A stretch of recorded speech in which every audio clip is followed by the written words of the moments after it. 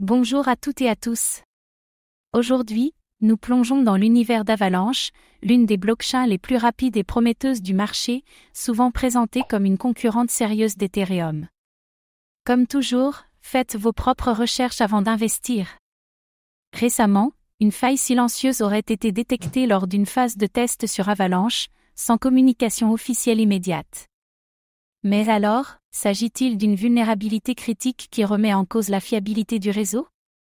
Ou d'un simple incident technique, rapidement maîtrisé?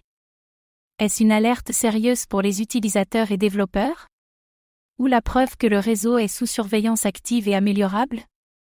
Dans cette vidéo, on va voir ensemble ce qu'est réellement Avalanche et comment il fonctionne, les détails connus autour de cette faille détectée en test, pourquoi cela soulève des questions sur la sécurité des blockchains rapides, les impacts potentiels sur la crédibilité d'Avalanche, et enfin, si Avalanche peut continuer sa croissance malgré ce type d'incident.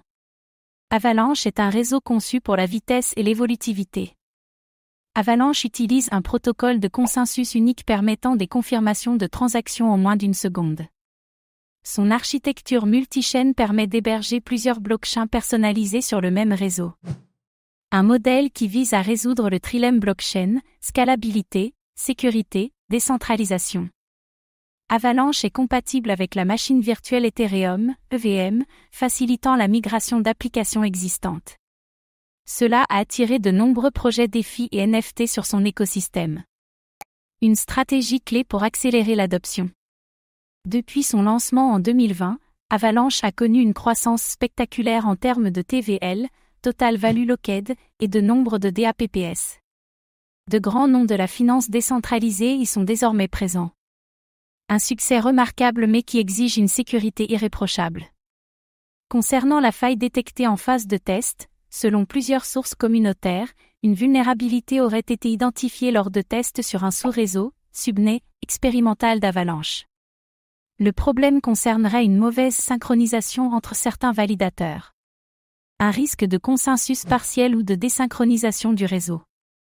À ce stade, aucune perte de fonds ni attaque exploitée n'a été rapportée.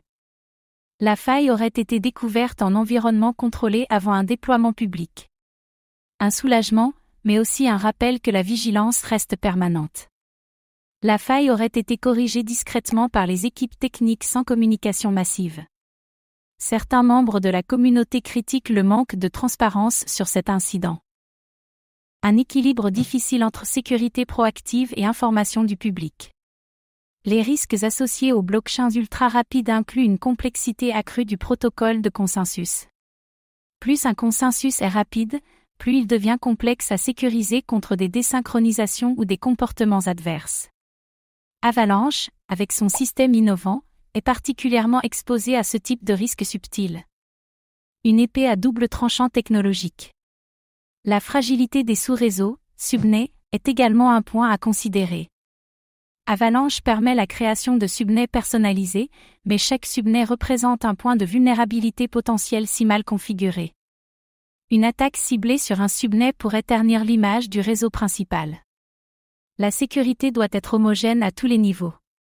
Même une faille corrigée rapidement peut refroidir certains projets en cours de développement. Dans l'univers blockchain, la perception de la robustesse est aussi importante que la robustesse réelle. Un défi constant pour les blockchains émergentes. Pour renforcer sa position, Avalanche pourrait intensifier la fréquence des audits de sécurité indépendants et publier les résultats pour renforcer la transparence. La proactivité inspire confiance aux développeurs et aux investisseurs.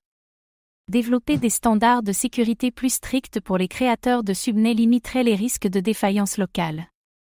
Avalanche doit élever le niveau d'exigence pour toute infrastructure lancée sur son réseau.